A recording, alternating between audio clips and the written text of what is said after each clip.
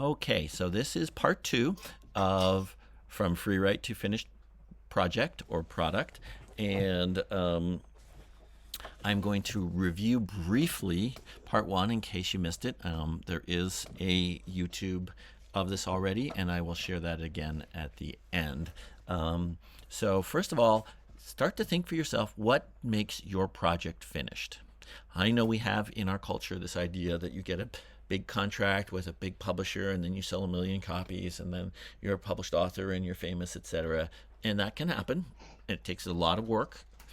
It takes a lot of determination, and it turns out on whether the publishing world wants that right then. So if, for example, you're writing a book about harpsichords and their history, you may have not as much interest than if you're writing about something that's, say, topical in the news. However, the question is, what makes a finished project for you? And try to determine that. The second thing I talked about was the role of being really determined, and I say white-knuckled determined. I'm gonna get my book done. I really, really need it to happen, and you have to develop that fire inside of yourself. That you're going to put aside many, many other fun things you can do to sit in a room and sweat over a sentence. There's different ways to do it. One is to focus on ambition. That can work. There's a trap in ambition. To make a very concrete, specific vision, maybe even do a ritual around it. It could be your devotion to quality that gives you that white-knuckle determination. It could be just your enjoyment of the process, that you're just going to enjoy yourself no matter what. Or even fetishize the process.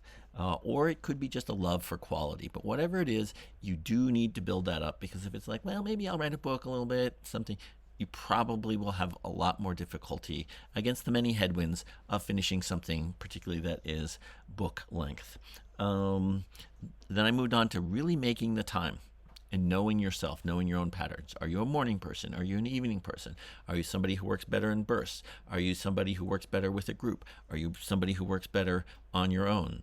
And then don't just go with what someone tells you is the way to do it. You have to work every day. I finish many books. I do not work every day. I work in big bursts. I take retreats. I organize my life around having time for retreats. And part of this is to just reset and reset and reset again. So if you get to a point where you're like, oh my God, I haven't worked on my book for a month, it's doomed, it's no good. That's actually, you're going to get, that's going to happen. Something's going to come up. Somebody's going to get sick. You're going to feel out of it. Something's going to come up at work. And you just have to realize that that's normal part of the process, to reset and reset and reset. And I moved on. This is, again, just recapping last time, the incredible importance of tolerance for the unknown. And not just relying on how to write books, but knowing that you don't know where your book's going, you don't know who's going to publish it, you don't know what the center is. If you don't have some tolerance for that, if you just have to know all the time, it's like you Google something or you look it up on Wikipedia and you find out the fact. If that's your preset for writing, you're going to have a lot of trouble writing a powerful book. And then at the end of the last talk, I talked briefly about the bottleneck and kick the can. So the bottleneck is there are hundreds and hundreds of tasks that are necessary for writing a book. Everything from micro editing to the way that you use capitalization to the movement of the plot if you have fiction, to the macro organization, to the style that you're writing in, to just keeping organized. There's hundreds and hundreds of tasks. So the more of them that you can put off till later so that they don't all come into your brain at the same time, the more ease you're going to have doing the book. So what I find in all the book completion groups I do is that the biggest block, particularly the people who haven't ever written a book before, is they think they have to make all those decisions today, right now. And each of those decisions is a deep decision that takes a lot of thinking, takes a lot of cognitive resources, takes a lot of time, takes a lot of free writing, takes a lot of exploration. Sometimes it takes a lot of research. And to do all of that right now will create a sense of overwhelm. And that's the enemy. So the question you ask yourself is, can I put it off? And if the answer is yes, do put it off. Okay, so that's the recap, and we'll dive into part 2 here. So there's a concept called rich bits. Rich bits. So the idea of nuggets of good writing. Now, it's possible that you just sit down and you write something and all of it is just gorgeous and brilliant from the first time. That's an unreasonable expectation. It can happen. But the longer you go on, the more likely it is that there'll be richer parts and less rich parts. So using free writing, using a lot of the techniques I teach in Writing Open the Mind and in some of my free writing courses to stumble upon rich bits is really crucial.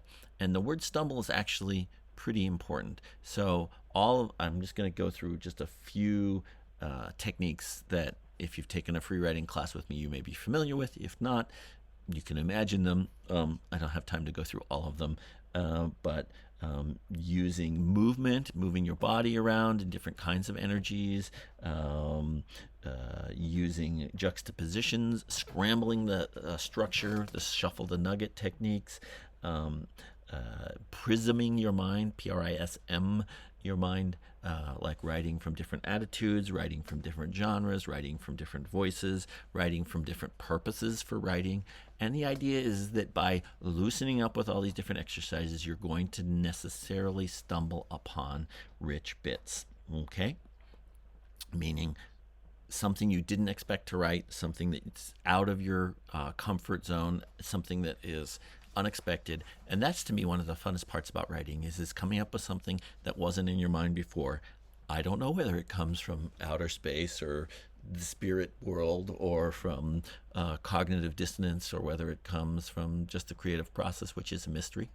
I don't need to know that. I just know that I'm glad they happen, and I have many techniques for finding that in myself. Okay, so you got your rich bits, right? We're talking about your rough draft, and then you want to put them in a sequence.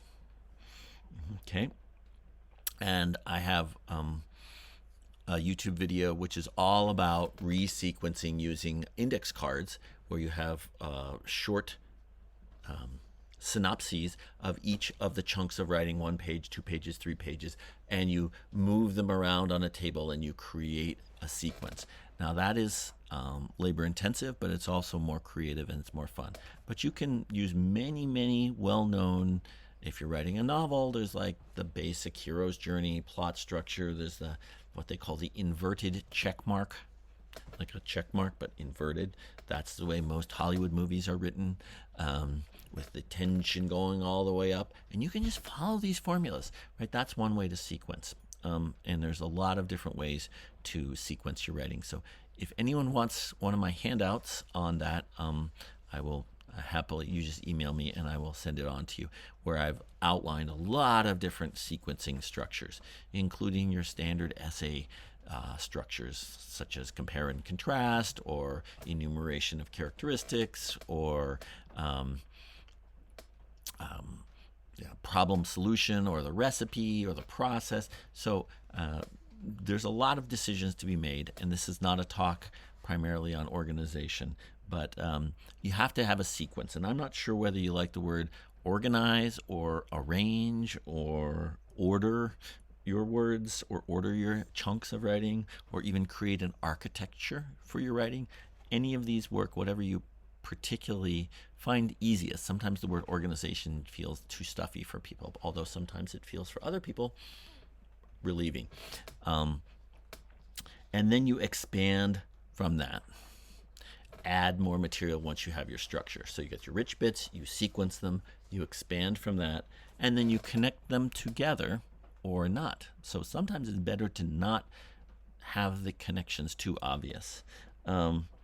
Now, you may have heard the process model for writing. What is known as generate material, revise it, and polish it, copy edit, right? So that was a big revolution when it came out, that like instead of focusing on the product, we should focus on the process. And then people said, what is the process? And someone said, well, you draft and then you revise and then you micro edit, and that's the process. Turns out that most people don't write that way. Most professional writers don't write that way. It's actually, people are doing really creative work all the way to the end, and people are doing tiny micro edits even at the beginning. All right. I'm going to give you just a couple more things about organization when you're trying to organize your project. And I want you to imagine yourself having bought a book and brought it home. And you start reading, and you say to yourself after 10 pages, I know where this is going. I know what this person's going to say. I've already gotten it. And so you've got 5 other books on your bedside table calling to you. You think, you know what, I already know where this is going to go. And you put that book down. You don't want that to happen to your book. Now, I don't want to frighten you, but that's a possibility. So don't go into fear. But what do you want to learn from that?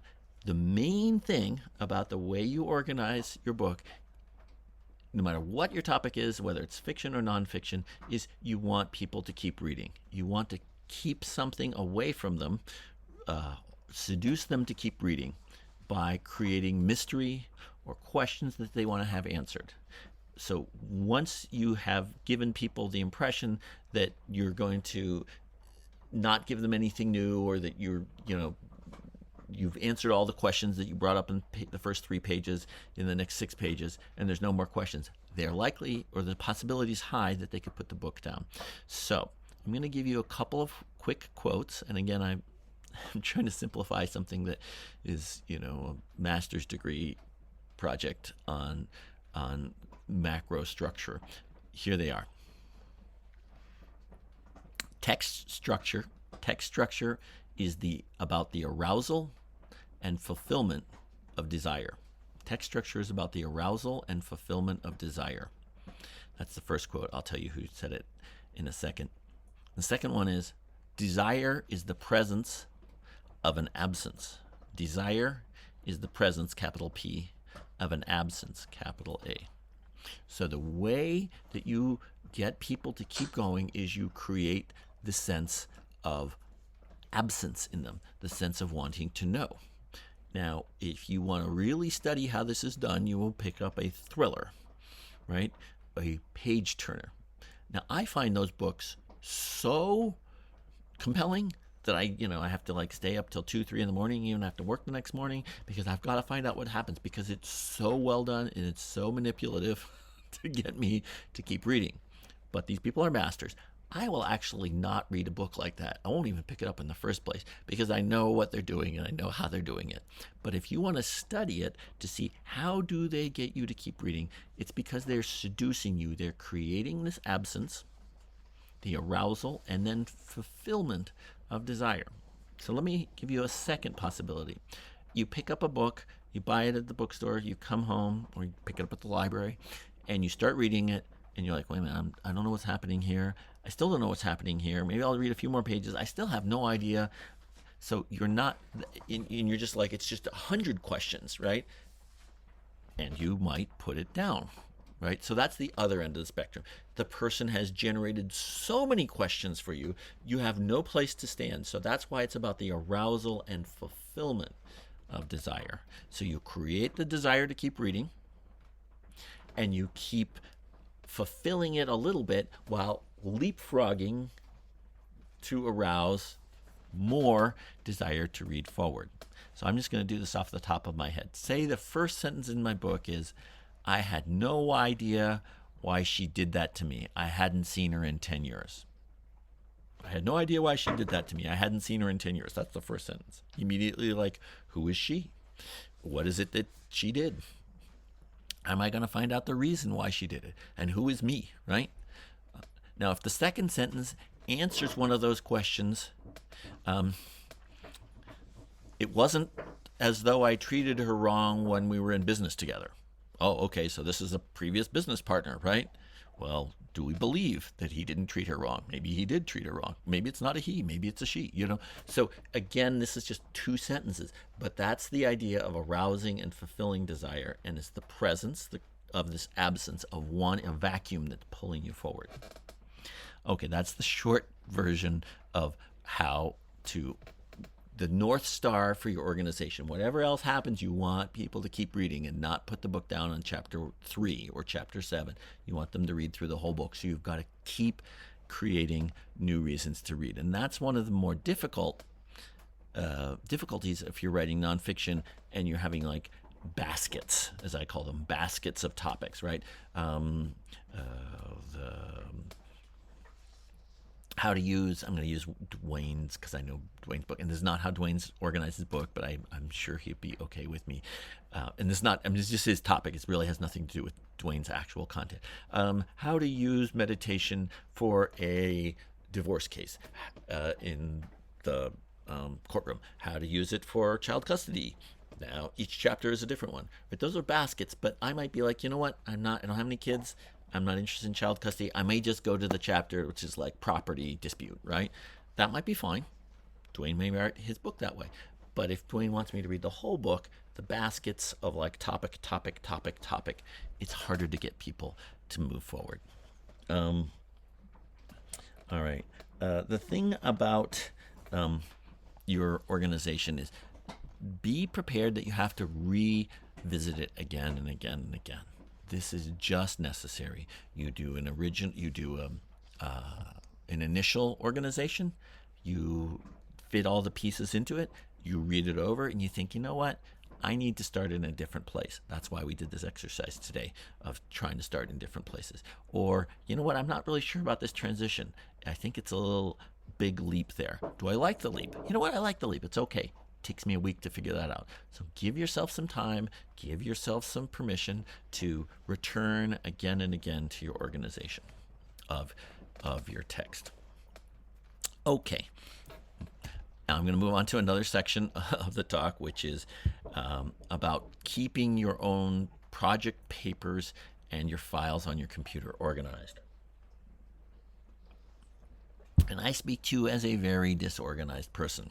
I am pointing the camera in such a way that you do not see how disorganized my desk is. It's a little better than it used to be. Piles of paper everywhere, and I have a big novel that I'm writing.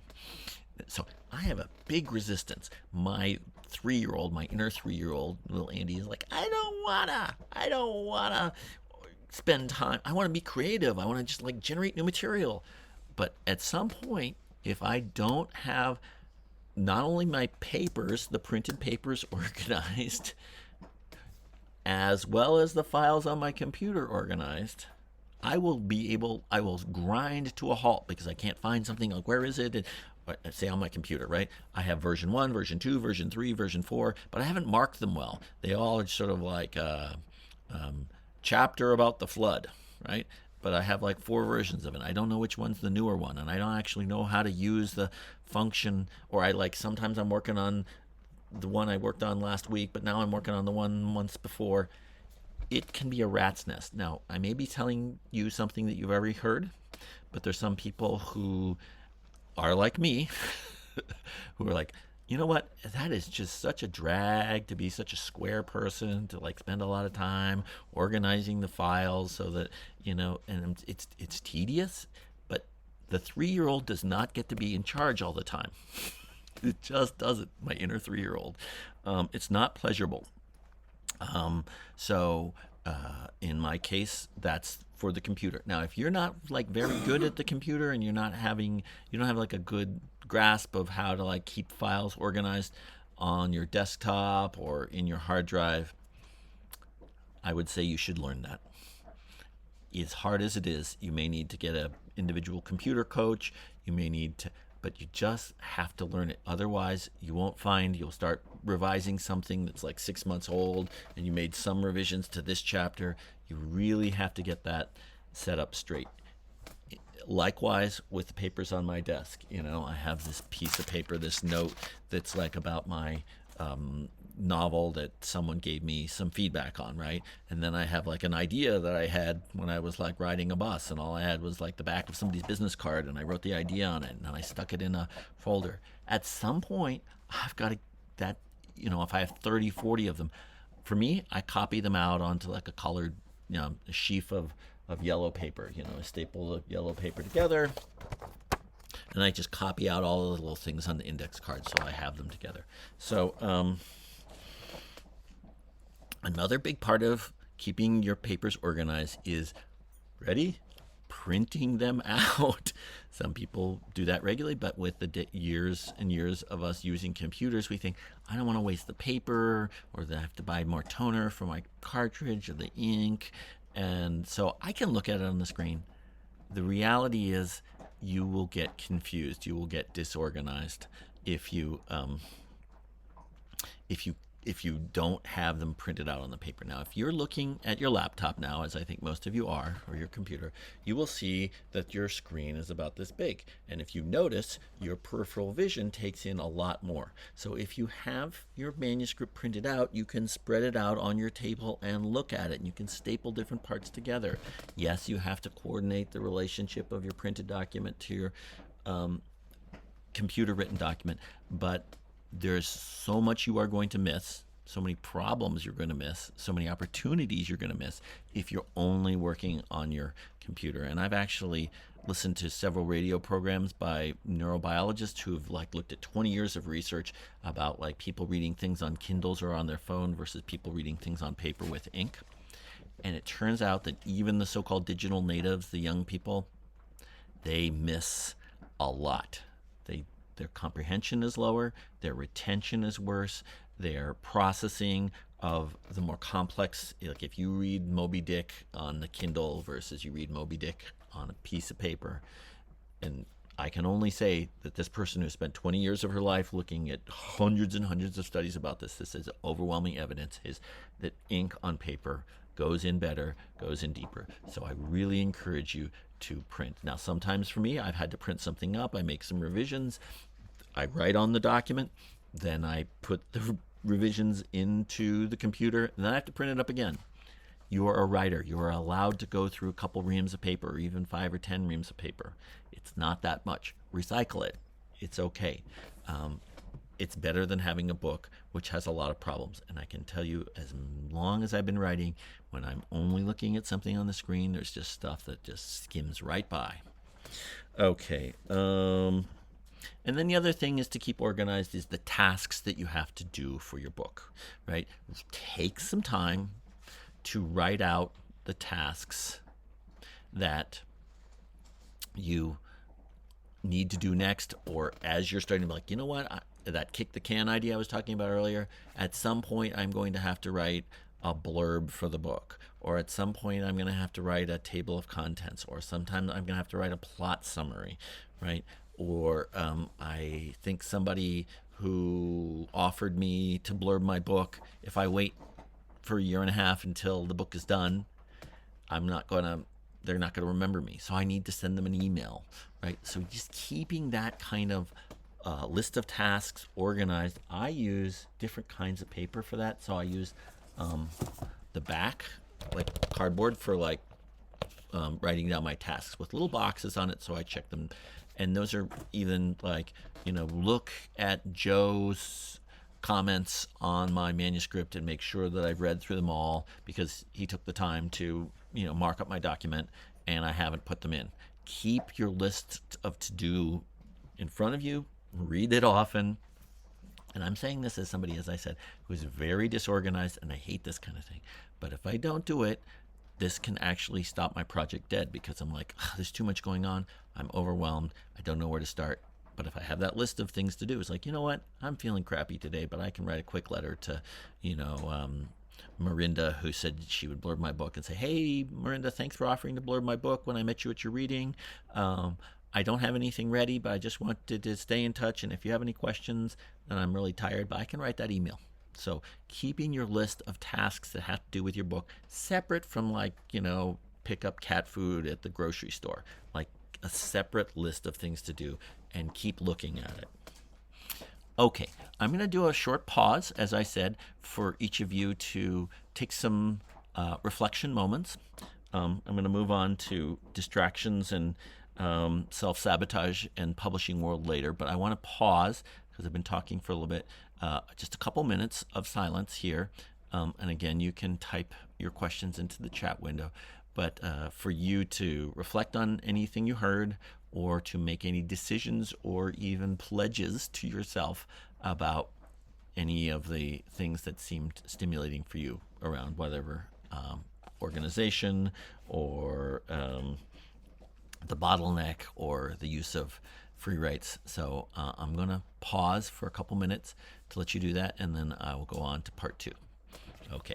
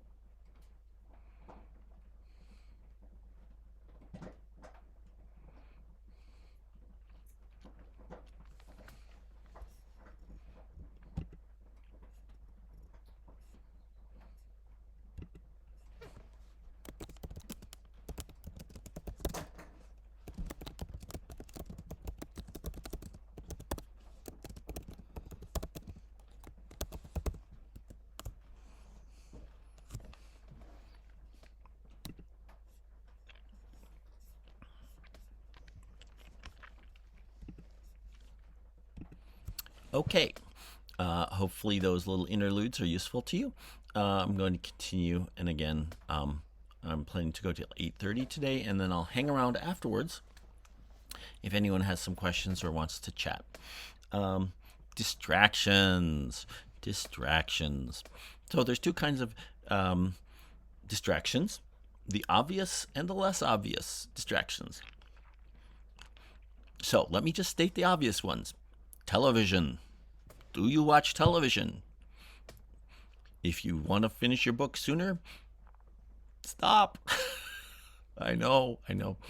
I mean, it's easy for me. I haven't watched television since the 1980 Olympics. I just don't like it because, well, anyway, it just gives me a lot of time to write. Anyway, everyone needs to relax in their own way, but just be careful. And particularly with Netflix. Oh, I binged on Netflix. It's sort of funny, but it's also kind of sad. And often it comes from places of sadness. But sometimes, if you're sick or, you're just down, you need to do that. Fine. Give yourself a break. But be honest with yourself. Here's a technique you can use. Look in a mirror and say, look yourself in the mirror. I, Andy, am now choosing to watch this Netflix series instead of working on my book. And maybe I'll actually do that. but at least I'm not furtively going like, I'm actually being honest with myself. I'm choosing to watch this Netflix series instead of working on my book. This is also true of movies or going to concerts or going out to dinner, fancy restaurant, or going camping. All of these things are actually not writing your book. So I often say there's two activities in the world: writing your book and everything else, including coming to this class is not actually writing your book. It may be supporting your book, I sure hope so. But just being really clear what is writing your book and what's not. Hobbies. Here, I'll tell you mine. I thought I was going to get a lot more done on my novel this year than I did. Now, this is normal for me, but I have been for years wanting to grow most of my own food. I wrote a whole book about people growing their own food. So I thought it's my time to do it. And I said to myself, gardening won't take that much time. I'll still be able to work on my book. Well, guess what? It did take a lot of time. It took a lot more time than I thought. So I could continue to be dishonest with myself, but I can also look at how much progress I made on my book. So maybe next year I won't garden at all. This is very painful to me because that's what I love to do. But it's not working on my book. Okay. Got one chat message. Hold on. Okay. The less obvious distractions. First one, I need more research. I need to do more research. Now, sometimes you actually do need to do more research, but most of the time, well, I don't want to say that. A lot of times people are avoiding the writing work by I just need to know more. And there's an infinite amount more you could know.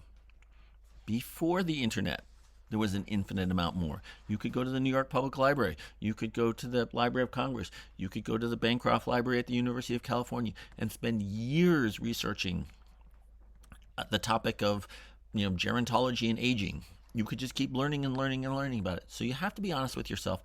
Am I using this as a distraction or an avoidance? Or do I really need to do the research? Here's the key. Write down what you already know about it, and then think about the questions that you still need to know. Is it just a piece of data?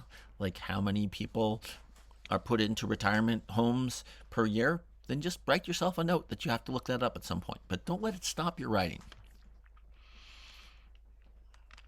Number 2, sociability. I'm going to quote Truman Capote here, and I may misquote him because I don't have the exact quote. Conviviality is the enemy of productivity. Conviviality is the enemy of productivity. I'm going to go to parties. I'm going to talk to people. I'm going to be on the phone. I'm going to chat. I'm going to go to a meetup. I'm going to go to there's a lot of socializing. And, Truman Capote finished a lot of books, and he was a well-known socialite. He went to lots of black tie bar, and he finished his books, but he realized that the more he's hanging out with other people, even his best friend, perhaps even his partner, your partner, it is the enemy of your productivity. Now, I'm not somebody who's in favor of the lonely writer spending years by themselves. Some of that's necessary. If you're, chatting with people, you're not generating new material in your book. Third one, taking an honest look at your what I call your psychological libido, right? That sort of lust for this new idea, this new thing, this new book, this new website, this new YouTube video. It's kind of for me, it's camping. For me, it's going out, walking in nature. I need to do that. I do some of it.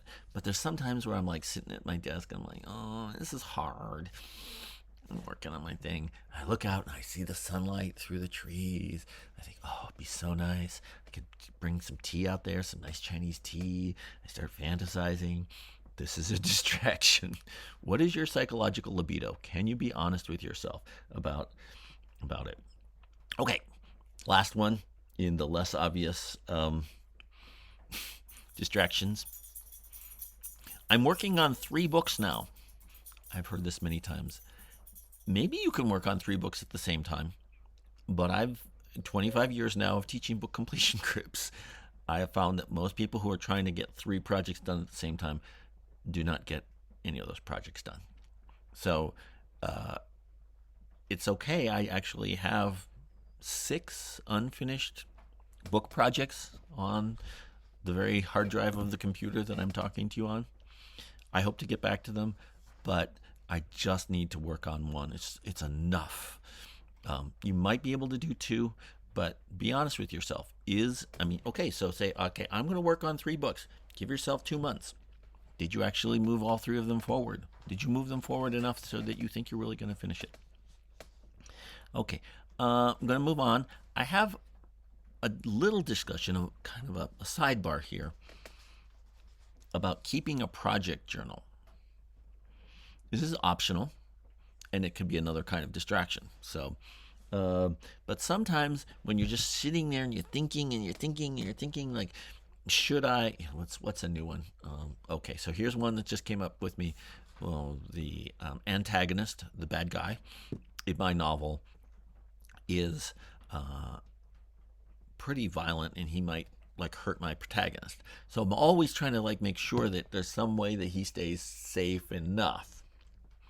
But then I realized when I was reading it, it's like, oh, I've got this passage where like 2 or 3 minutes, like the bad guy could actually have run at him, and I was like, oh, I've got to fix that problem because the bad guy would have done that. So this is like a little detail in my novel, but like maybe I want to write down like what could I do about it. So it's a project journal. It's a journal that's committed entirely to my novel. Being honest with yourself about how much time you actually have. I have just this weekend to work on this, and then for another month it's the holidays or something like that. So don't be hard on yourself. You need to keep being sweet to yourself, because if you're too harsh on yourself, psychologically you're just going, oh, I just don't want to be with that person who's always criticizing me. So don't be too hard on yourself. A project journal can also help you re-energize your intention. So sometimes I use tarot cards to like help me focus on what I'm trying to write about.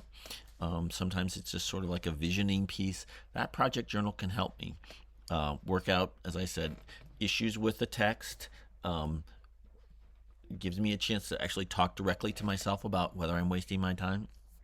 Or just, again, re-energizing my intention. But I have to be honest, too, as to whether this is just another distraction using my project journal. Because the project journal isn't actually directly moving your book forward, although it might help. Again, give it a test. I will use the project journal for a month. Am I using it as a distraction, or is it really helping me figure it out? Okay, on to the next topic. Self-sabotage.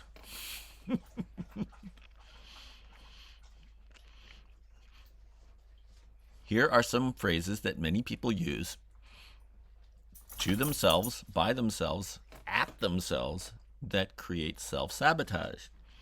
It's no use. Who wants to read this? I don't have enough following on social media. No one will ever publish my book. I'm not smart enough. I'm not young enough. I'm not old enough. I'm not fill in the blank enough.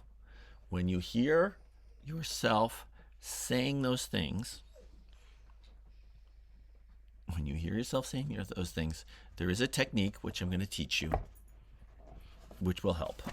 Okay, and I learned this from my mentor, and it's called the tapes exercise.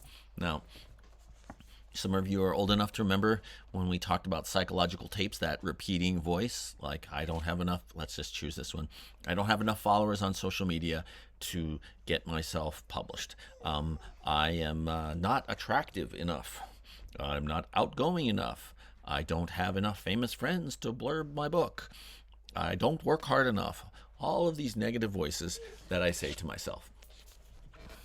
So here's your exercise. You write down, these are your tapes, and you write down a line kind of on the side, and here you write that down. So I do not have enough followers on social media. I'll never get published. I'm too tired to write this book. I'm sick of this project. Whatever those tapes are that you go through again and again and again in your mind. The purpose of this exercise is to get those tapes to stop having a stranglehold on you. changing your behavior, depleting your energy, or just distracting you because they keep coming up. Oh, I just read the most boring sentences. I just read Toni Morrison's book and she writes so much better than me. I'll never write as good as Toni Morrison.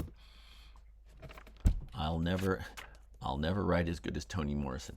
So once you have your kind of 5 greatest hits, whatever they are, 3, 10, then you start keeping track every day of how often that tape comes up. So the thing about those voices, those internal voices, is you can't suppress them, and yet at the same time you don't want to indulge them, right? Just let them just like pour miracle grow on them and just let them bloom like crazy, right? So you write down like, I'm not as good as Toni Morrison, and then you write a couple of marks. So this is your blah blah blah, right? You have 3 of them. I'm just going to use that for example. And then I don't have enough followers on social media, and I'm not attractive enough to be on TV, right? And you start taking little hash marks.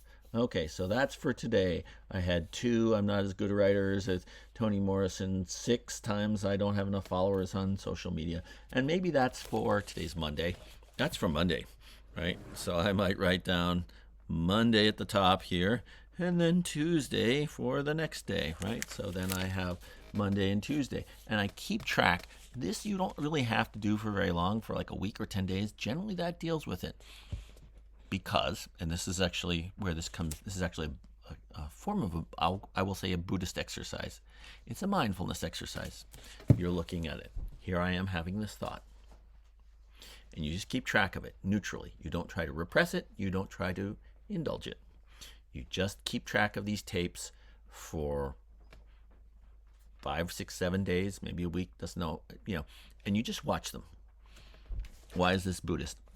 If you're aware of what's hurting you, and you realize that every time I tell myself that I am not as good a writer as Toni Morrison, and who is, but good and bad writer, I mean, we need a lot of books, we need your voice.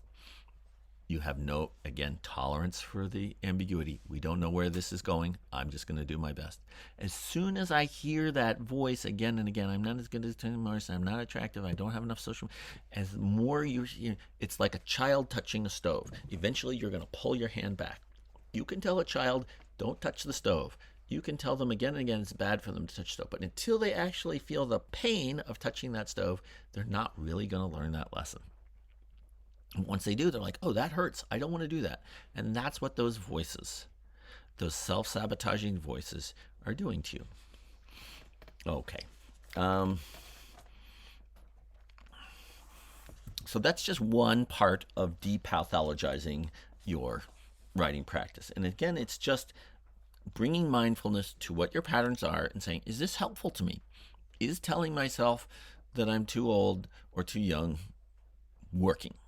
If it is, great, keep doing it. Like, you're not working hard enough. If I tell myself you're not working hard enough and it causes me to work harder, great. That's a useful tape. I want to keep playing it, even if it hurts. But again, writing a book is not like signing up for, a job with the roads department where you're going to get a salary every 2 weeks if you just show up to work. Okay, I am looking at the time. I'm going to finish this lecture tonight. Even if we go over time. So again, if you need to go, you may. But I'm going to give, again, that 2 minutes for you to reflect and write down any questions or observations or thoughts for yourself. So again, I'm going to pause and give you that time. So just a couple minutes and then I'll finish up.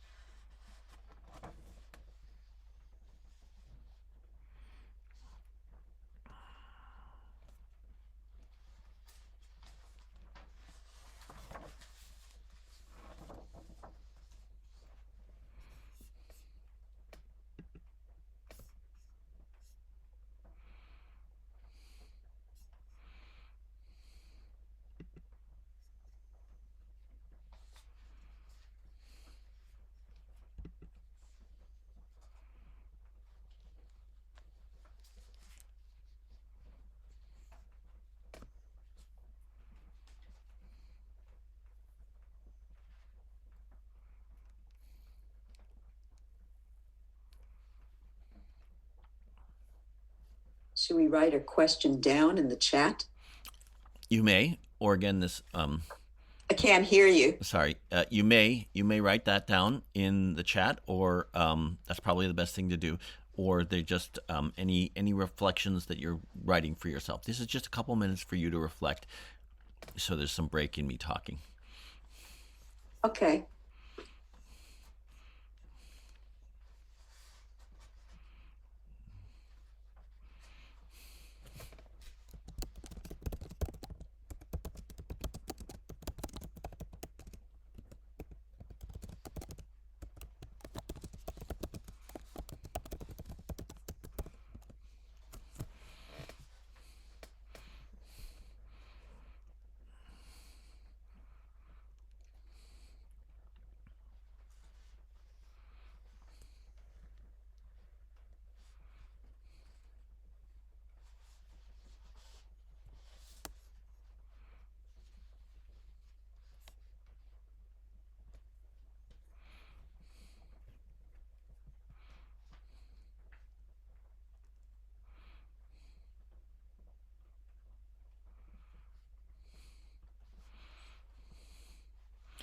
Okay, I'm going to get started again.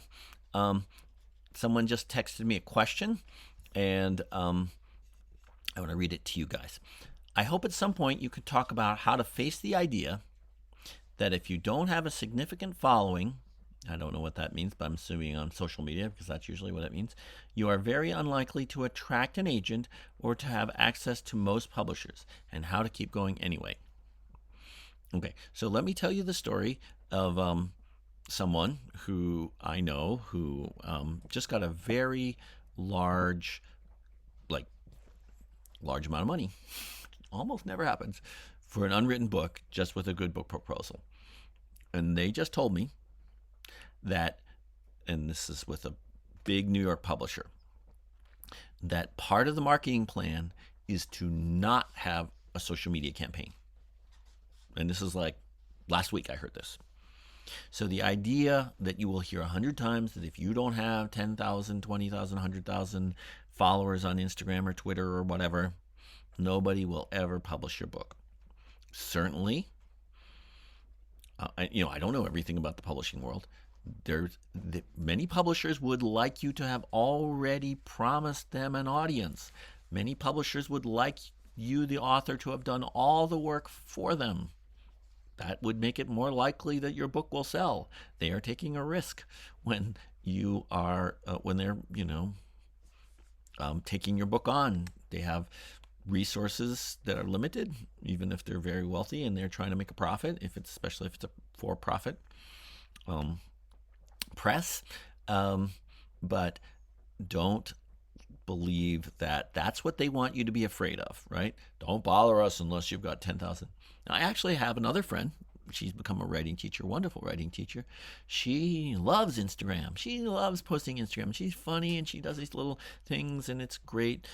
I recommend you follow her on Instagram, and I don't really do much Instagram. It's called spiritual-AF.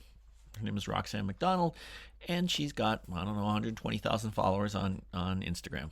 Sort of surprised herself, but she just enjoys doing these little things, and people like them. You know what she's thinking? I'm going to self-publish. I don't want to have anything to do with a publisher. I can sell this on my own. So that's one thing that can happen. However, most people don't have that, and there's still lots and lots of books published every year. Now, there's different ways to get attention for your book. Think about ways that you enjoy telling people about things, whatever it is. Think about the people that you know that are in your community already. Do they have a microphone? Do they know someone else who has a microphone or megaphone? Work with what you love to do and put the word out. Both of my books got published without me doing almost anything. I did a little blog, and I was against the idea of a blog for my book because I figured people would go to the blog, read a little bit, and be like, oh yeah, I know what he's writing about. And the blog would be like some flotsam and jetsam of my mind, not something I'd really built. And so, yes, there is the rumor and the belief that if you do not have a blank following, then you cannot ever get an agent or a publisher. Surely it's true that some agents and sub-publishers only want someone, but there's lots of publishers and there's lots of agents, and it's sort of a longer question, but I think the most important thing is passion, caring about your topic, caring about the people who you've never met who will read it, and using your energy to share it. So there's, of all the 20, 30 things you could do to publicize your book, and you can look these up online, different ways to publicize your book, choose the ones that you like. Could be an email newsletter, could be talks at conferences. I mean, I know a lot of people aren't out in public with the coronavirus, but we're hoping that people will be in public again. Maybe it's like giving talks at public libraries, and get in your car and drive around. Whatever it is, figure out what it is that you love to do. I like to speak in public, so that's how I publicize my book, even though my press said, well, bookstore readings don't really do that much. The Abundance of Less has sold quite a lot of copies, and most of it was done with like podcasts, which I like doing, talking, and podcasts need hosts, and there's lots of podcasts. Hosts need guests. So again, just figure out what you like to do, and then do a lot of it, and your book will get publicized. I can't go deeper into that, but just trust the universe. If you have a good message that you believe in, rinse, wash, repeat. Write something good, tell people about it, repeat. Write something good, tell people about it, repeat, and just keep doing it. Okay. I hope that is a useful answer to your question. Ariana had a question. How do I structure a plot ideas? Do I use index card, a journal, or both? Mostly I use index cards. Okay. Let me finish this talk. I'm going to probably do a little shorter version than I had hoped, but I do want to finish it up for those of you who can hang out. And again, I will put this all up on YouTube. Okay, so we've just covered self-sabotage, and now we're on to the role of other people. Let me start with a sentence that I've heard many times. I just showed my book to my husband, ... And I can tell you, most of the time, I know what's going to happen. It's like not a pretty picture. Sometimes it's good, but I don't think I have a single memory of that going well.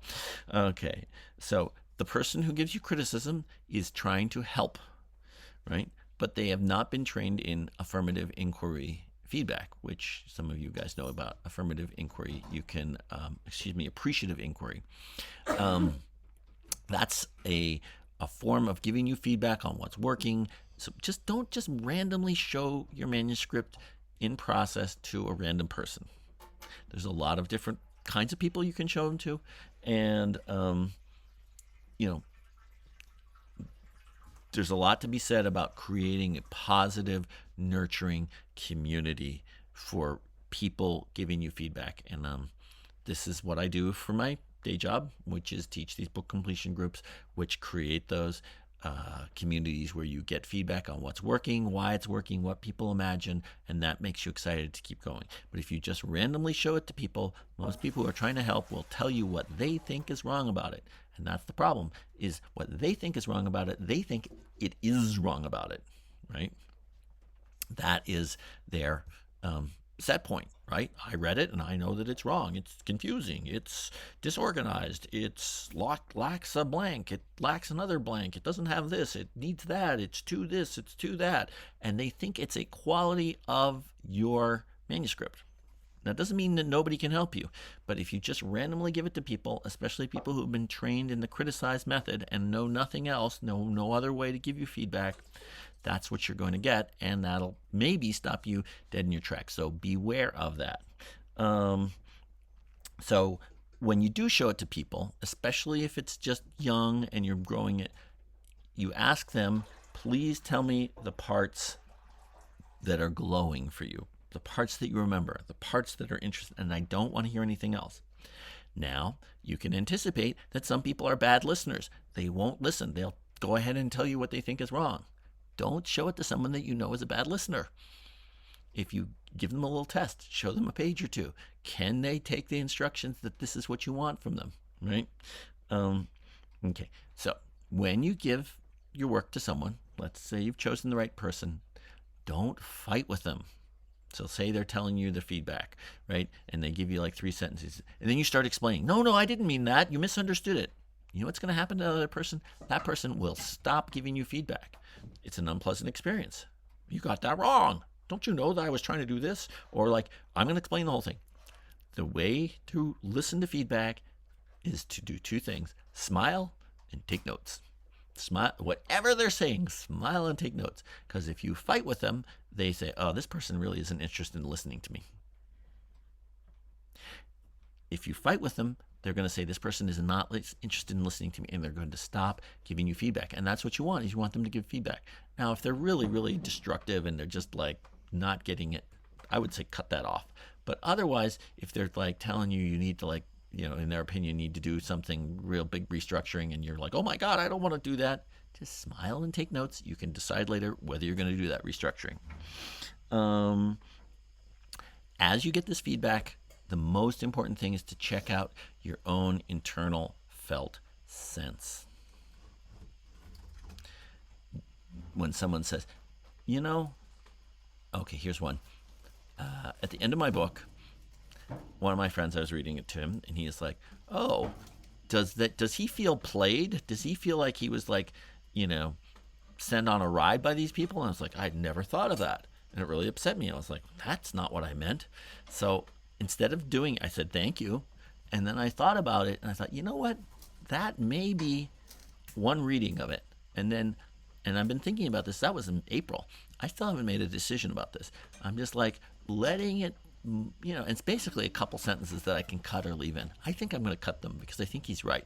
But I need to test in with whether that seems right to me. Someone else is like, actually the same person on a different book was like, you need to put in, I was writing about nuclear power in Japan, put in like how many nuclear power plants there are and how many, lawsuits there have been about it, because he's used to reading New Yorker articles. So he suggested I turn The Abundance of Less into that kind of investigative reporting. I realized I did not want that. I had to wait. I was like, oh my God, do I need to do that? Do I need to research the nuclear industry? I just had to wait and check in with myself. Is that what I want my book to be? It's not about fighting them. Okay, so 2 things not to do when you're getting feedback. Don't say, okay, I'll change it. Okay, I'll do it. Whatever you say. You're giving up the authority of your book, which is so important. It's your book. You don't get that many books in your life. Don't just write by committee. Don't, take a right, take a left, take a right, take a left, go straight, go farther, go faster, raise the emotional stakes, build a better character. No, I'm too plot driven. I need to be character driven. Okay, I'll fix it. You will ruin your book that way. You have to go slow down and decide what you want your book to be. The second one is if someone's like, that word that you used, disturbed me.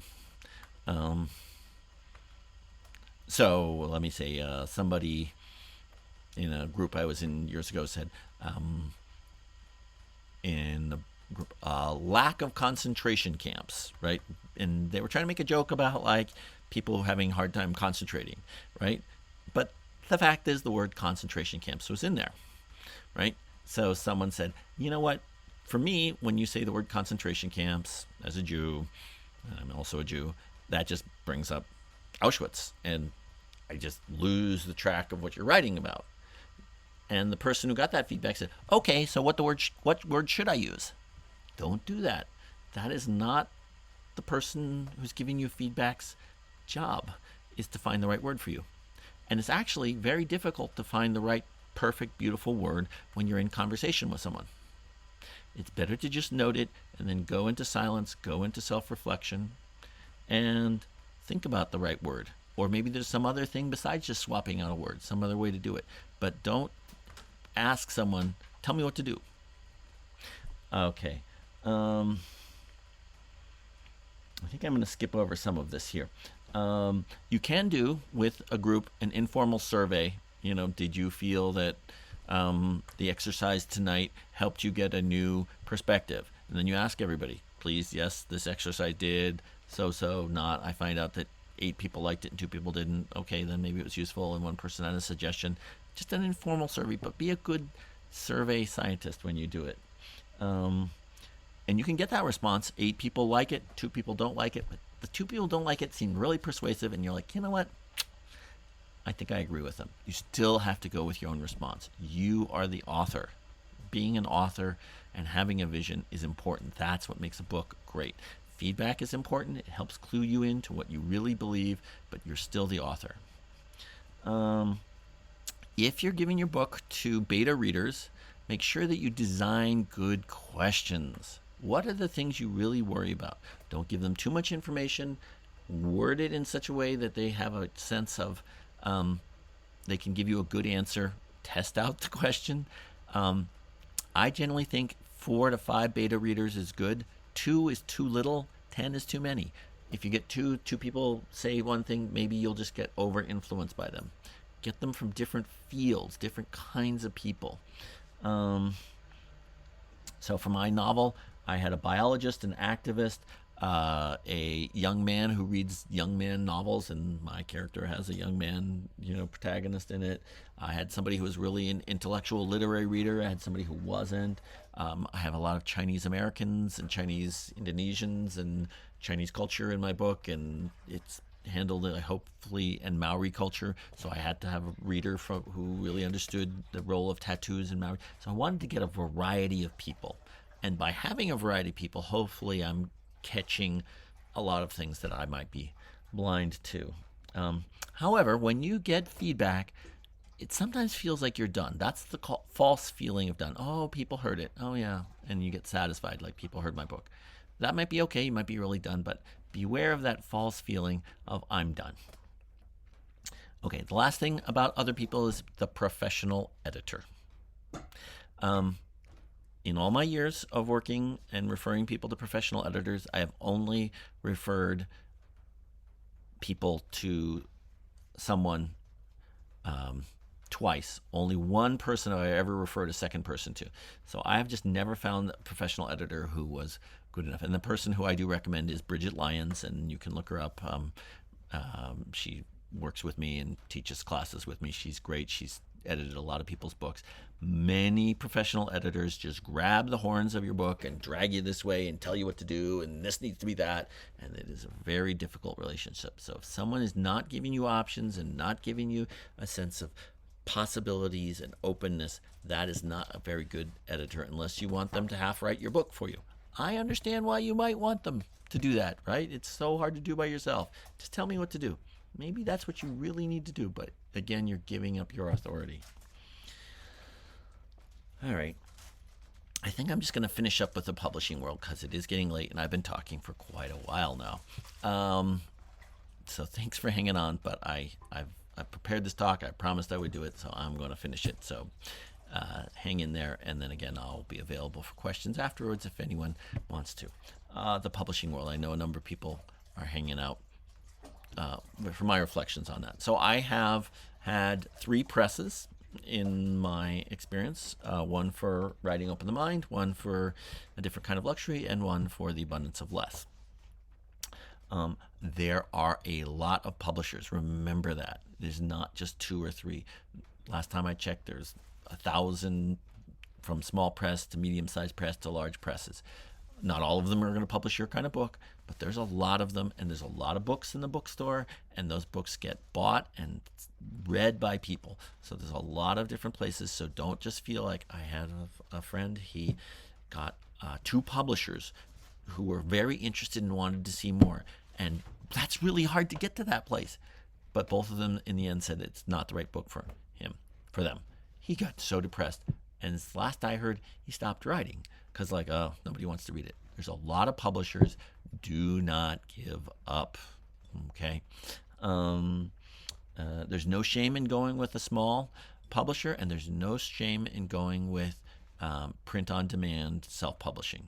Many good books get published that way. They may not get distributed as well, but just because it's a big press or a medium-sized press does not guarantee it's going to sell a lot of copies. They actually can't just turn a button and make you buy that book. They can't just turn a dial and make everybody purchase that book. People do that on their own. You do that when you buy a book. Nobody's telling you. No huge guru in the publishing world causes you to buy that book. And a lot of big publishers, at some point, the person who acquired your book moved on to another job, but the new person doesn't really have that passion about your book, and you may have even gotten an advance, but they're like, you know what, we're not even all that interested. And that's what happened partly with writing Open the Mind. I made a mistake by making something complicated legally for them by not getting a lot of permissions, and I think the publisher sort of lost his excitement because it was just a pain in the ass, and he didn't put a lot of energy into it, so it didn't sell as many copies. You can't help that. So just because you have a big press doesn't mean you're going to get lots of publicity, but in general, distribution is important. So finding a press that is, so the word distribution is basically means sales. I'm distributing it, and with The Abundance of Less, it was a slightly larger press, and it was a slightly larger distributor, or considerably larger distributor, and they were able to sell it in Eastern Europe and Hong Kong and Singapore and New Zealand, whereas the press before hadn't done that. So yes, getting a bigger press, but it's harder to get those. I definitely recommend nonprofit presses because they're not totally driven by the profit motive, but again, they may have less money to put into your publicity. I guess I'm going to finish. You do need to do your homework on these people. There's lots of ways to learn about how to write a book proposal. It's all on the net. It's all in the book on how to write a book proposal. Read that book. Follow the instructions if it seems like a reasonable book. That's not the hard part. The hard part is staying to it and writing something really powerful, and that's why I focus on that as opposed to how to get published. But I do think that your book proposal is like a Trojan horse. We are in a capitalist world, particularly in the United States. Yes, there's 330 million people who live in the United States, so there's a lot of potential readers for your book. Assuming you are in the United States, I think most of you are. But when I ask a publisher, whether it's a small press or big press, to publish my book, I'm basically asking them to invest $30,000 in me and my idea. So if I were to go to Susan or Dwayne and say, hey, you know what, can you invest $30,000 in me? Dwayne's going to be like, assuming Dwayne or Susan has $30,000 to invest, they're probably not just going to throw it away to with someone who isn't going to follow through. So that's what your book proposal is to show them that you have really thought this through, that you follow the instructions about the promotion, about promotion, about the author, the summary, the blurb. You've done your best to make that as good as you can make it, because at the end of the day, they're also in a capitalist world. Book publishers are not in it only for the money. If they were, they would be bond traders, or they would be, I don't know, something that's guaranteed them a lot of money. Publishing books is a labor of love, and it's for people who love books who do it.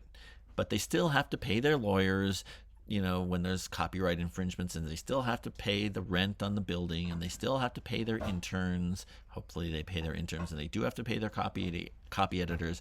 And in order to do that, they've got to sell the books. So by writing a really rock solid book proposal, you're showing respect for them being in that situation. And learning as much as you can about the publishing world is extremely important.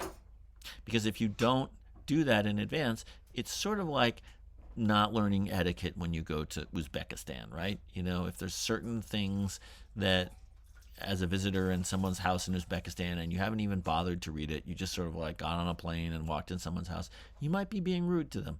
And in a similar way, if you're asking someone to invest $30,000, and that number might be wrong, could be $50,000, could be $10,000, but whatever it is, it costs money to hire all those people and to pay the printers and the ink and the paper and the distribution and the postage and all of that stuff that goes into running a publishing company. You have to meet them with an understanding that you've given your best try at creating a book proposal that understands that, they have to sell that in order to keep their doors open. So I guess the end of that is just do your homework on that. Okay.